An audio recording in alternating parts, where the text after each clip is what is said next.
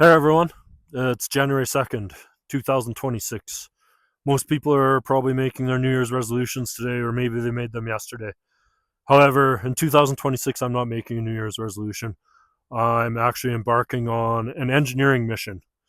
Um, that engineering mission involves me walking away from paying $3,000 a month in rent for a 3 bedroom townhouse, which puts a roof over my head, gives me 3 beds for me and my 2 boys that I have 50% of the time, and a garage that barely holds any of my gear. Over the next 4 years, I plan to save $100,000 by not paying that $3,000 in rent, living full time in the back of this paid off F 150. I am doing this to prove to you that you can build a habitat that you can live in full time in the elements of Canada without being a millionaire.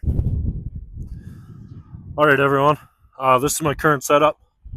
Don't get me wrong, this isn't full time living, this is a temporary setup. I often pull this setup out when I go to my gold claims and for camping with the boys. So, this setup works great for that, but it's a complete failure when it comes to full time living in the winter in Canada. As you can see, there's no insulation in this canopy. So if the diesel heater stops running, like it did right now, actually, it's showing an E8 code, meaning it ran out of diesel fuel. If the diesel heater stops running, the temperature inside can drop quickly depending on the ambient temperature outside. But another issue is because there's no insulation, condensation can be quite a problem. I've found myself waking up quite often in the night with water dripping in my face.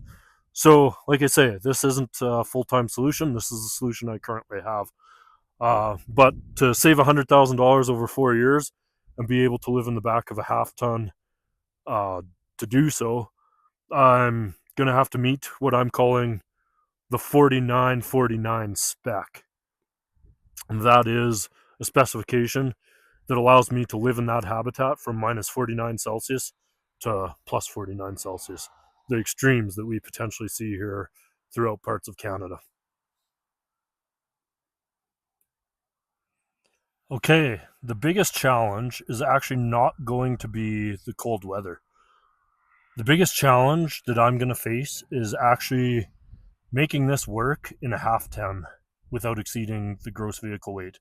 As you can see here, the gross vehicle weight of my 2012 F-150 in its current setup is 3,334 kilograms, or 7,350 pounds for our American friends.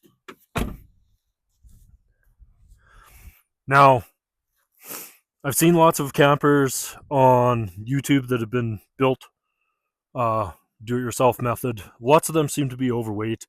I see many trucks that are sagging. This compromises the handling and the safety going down the road. And I refuse to compromise the handling or the safety of my vehicle going down the road. I plan to stick well within the limits of this half ton. That leads to the biggest challenge, like I said, keeping the weight down. And I've already spent weeks in CAD coming up with what I call a Tetris truck camper design. This design is basically consisting of 4-inch thick extruded foam panels reinforced with lightweight cedar for the framing material. My goal is to hopefully achieve an R value of R10 once everything's all said and done. That includes windows, framing, any hatches, anything like that on each panel. Obviously, we'll go through the science and I'll explain my reasoning of everything on that for the viewers. But that is how I plan to make this work, starting from the ground up and building it all myself, with the first principle of weight being top of mind all the time. Okay, so that summarizes what I plan to do on this channel, document this camper build. I don't plan to peddle any so-called influencer products like solar generators or anything like that. I'm not looking for subscribes or likes, not relying on any donated products or promotional products.